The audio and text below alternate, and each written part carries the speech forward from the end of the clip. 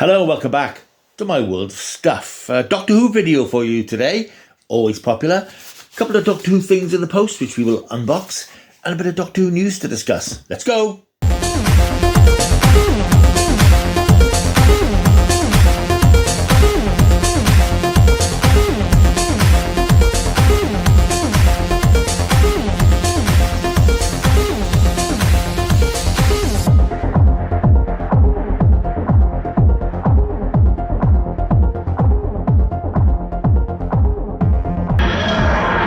Hello, welcome back. Yes, this wasn't a video I was necessarily expecting to make today, but as there's a couple of Doctor Who things doing the rounds at the moment, I thought I'd round them up and do a little video. Two Doctor Who related items in the post have arrived today. I will show you those shortly. First of all, I wanted to discuss the news that we've had today, earlier this afternoon, that there's another Doctor Who Blu-Ray box set on the way. Season 15 of the classic series starring Tom Baker and Louise Jameson as Lilo arrives on Blu-ray later this year. Now, I can't remember the exact date, if the exact date has been given yet.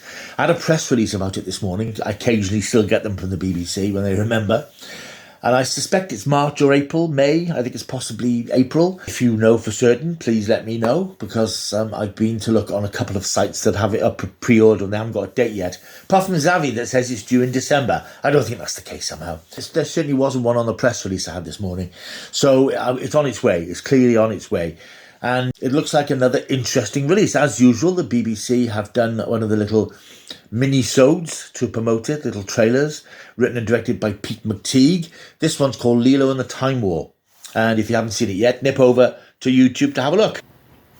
If you're familiar with the Blu-ray range, you'll know, of course, that Pete McTeague does do these little trailers for the upcoming Doctor Who Blu-ray releases. Did a very nice one for season 20, with Tegan and Nyssa reunited to introduce season 20 on Blu-ray. And this one isn't one of his best ones, I will admit, but it's quite nicely done. As I said, Louise Jameson is back as Lilo. Now, if you know your Doctor Who lore, you will know that she stayed behind on Gallifrey at the end of the Invasion of Time, the sixth and final serial of this particular series. An unlikely plot development for a character like Lilo, but Louise Jameson had decided to move on, so they had to come up with something pretty quickly to write her out of the series. This is obviously now sometime later. Lilo is an older and more mature lady, and she's outside watching the final stages of the Time War. Dalek spaceships are bombarding the citadel of the Time Lords, and it looks as if the Gallifreyan race is doomed. We know this is all part of, as I said, the modern lore of Doctor Who since the show came back in 2005. And she's approached by a Gallifreyan guard who gives her a little circular device, tells her to leave the area before Gallifrey falls completely. Then he's exterminated by some Daleks. Some Daleks appear over the horizon and are about to exterminate her, but she uses this dial as a transporter device, which appears to take her into the TARDIS, where Tom Baker's Doctor, in some footage from the series, turns and looks at her. As I say, it's not one of McTeague's best, because I think the payoff is a bit lame. At least I felt it was a little bit lame. I understand that these things have to be done in a certain way now because of the paucity of actors left, even from 1977's Doctor Who series. It's very hard to create a narrative and a scenario that will work. But I think it works in terms of the fact that although the Daleks don't appear in this series, and I have to say that their appearance in this does lend more credence to this rumour that the Daleks have to appear on television or in some Doctor Who thing every year as part of the contract with Terry Nations Estate. I don't know if that's true. That's been rumoured since 2005, and it does seem quite convenient that the Daleks have appeared one way or another ever since. But so I don't know if that is a truth or not, to be honest. Yeah, season 15 itself, then, it's an interesting mix of episodes. This is the first season that is produced by Graham Williams. The history, of course, here, as you'll probably know if you're a fan, Philip Hinchcliffe had taken over the producing duties from Doctor Who from Barry Letts when Tom Baker took over, and created three, but are pretty much regarded as three of the best Doctor Who serials of the original series run. More mature, sophisticated stories. Unit was slowly phased out, for better or for worse, and less reliance on lots of rubber monsters wobbling around the place. There was more focus on better defined villains, and when you had monsters, they weren't just creatures. They had a bit of motivation to them, a bit of purpose. They were more as personalities. Unfortunately, Philip Hinchcliffe, in bringing that maturity to Doctor Who, attracted the ire of Mary Whitehouse, the self-appointed arbiter of morality, who was a bit of a pest around the TV in the 60s and 70s and into the 80s. She objected to some of the adult content of Doctor Who, and the BBC caved in, unfortunately, to the pressure she was putting on them, and they moved Philip Hinchcliffe, who was this firebrand producer with lots of great ideas for Doctor Who, and moved him aside and brought in a new producer called Graham Williams. Apparently a very nice, charming bloke, but he didn't have the same go-for-it mentality as Philip Hinchcliffe. I think his concern was just to get 26 episodes of Doctor Who made a year, every year. So you didn't have the innovation, you didn't have the cleverness of scripts, and that became apparent in season 15, which I've always said to anybody who listened, that I think season 15 is where Doctor Who started the wobble that's ultimately led to its slow, painful death years later. Because this was the year that Star Wars appeared and redefined people's perceptions of what science fiction can be. And Doctor Who couldn't help but be the poor relation with its minuscule budgets, often not hugely impressive special effects. And Doctor Who started that slow decline, I think, really. There were some highs, and the show's ratings didn't cave in completely, but I think people began to sort of look at it and think, oh, this is a bit, why are we watching this when we can see these great big spectacles on the big screen? And that sort of sowed the seeds for what would become Doctor Who's death, another 12 years later. It was a slow death, as I say, but I think this is where you can see it start. And it's unfortunate that the BBC watered the series down at this stage when perhaps it needed to be gutsier. I think perhaps Philip Hinchcliffe would have taken it in a less obvious science fiction direction, whereas Graham Williams, to replace the violence, the so-called violence of the previous years, he introduced K9 the robot dog, and he allowed Tom Baker to indulge himself with his comedy. And the show just became a little bit more immature, I think. And I think that's reflected in some of the stories here. It's not a bad batch of stories, actually. I think the first story, Horror of Fang Rock, is absolutely one of my favourite Doctor Who stories of all time. It is very much a hangover from the previous era. It's quite a gritty, doomy story about people trapped on a lighthouse being attacked by this hideous, spongy sort of alien creature that's crash-landed in the water nearby. That's followed up by The Invisible Enemy, which is the story that introduces K9. This is a garish sort of space opera story with ray guns and spaceships and wobbly walls, and because of that, it doesn't play to Doctor Who's strengths, and it's not one of the show's best stories.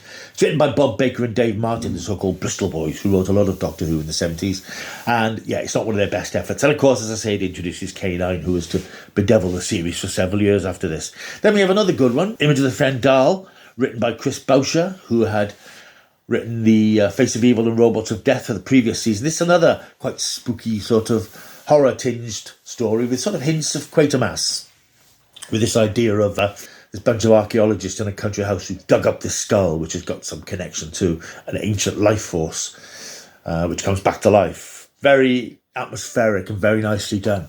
Then we have lesser stories, as far as I'm concerned. We have The Sunmakers, which is by the former script editor Robert Holmes. This is an amusing story. I think it was created because Robert Holmes had had an unpleasant tax bill the previous year, so he put in all these little jokes and references and jabs at the tax system.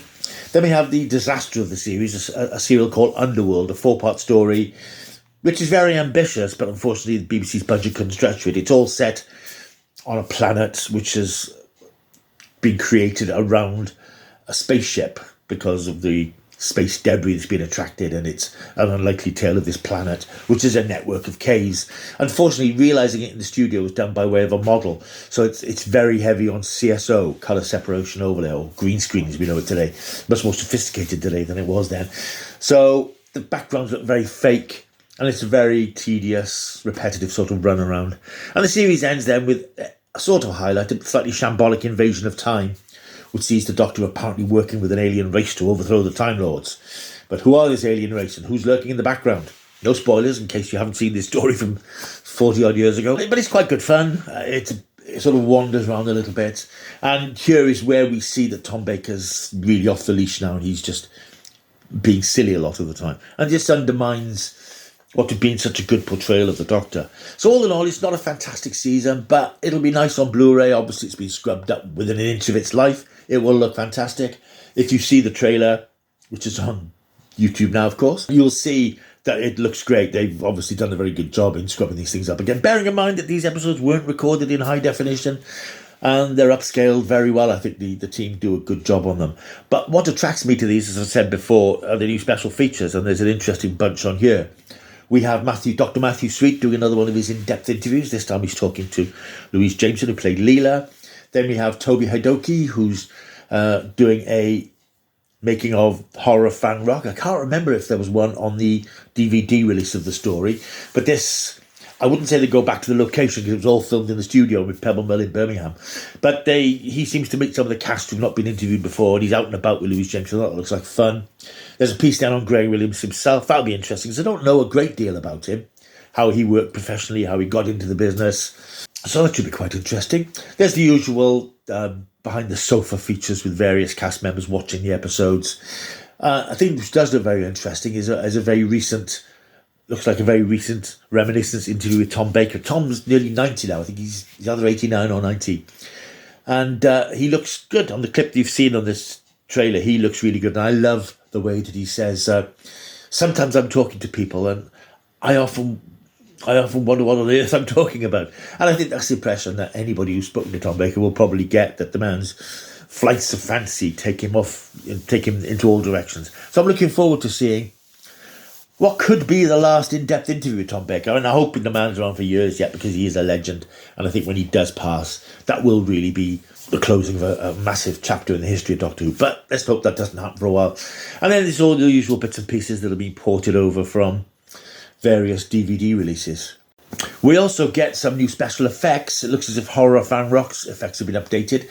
I'm never very pleased with this because the effects look very modern CGI, and there's a clip I think that I've seen on the trailer of the Rutan creature, which in the original was which is basically a green balloon with a bit of fuzz on it and some trailing tentacles. Now it's been reimagined as this CGI blob thing, and to be honest, it doesn't look as alien to me. The original Rutan was, you could imagine this jellyfish from space type thing, totally alien. But now they've made it look a bit more, I think it's got an eye and tentacles and things. It just doesn't look as good to me. So, but of course the original version will still be there. So if we don't like the new version, you can always look at the old one. So yeah, that's coming up very soon. Very excited about that. It's always nice to have another set released. They used to come out 3 times a year. It seems to be twice a year now.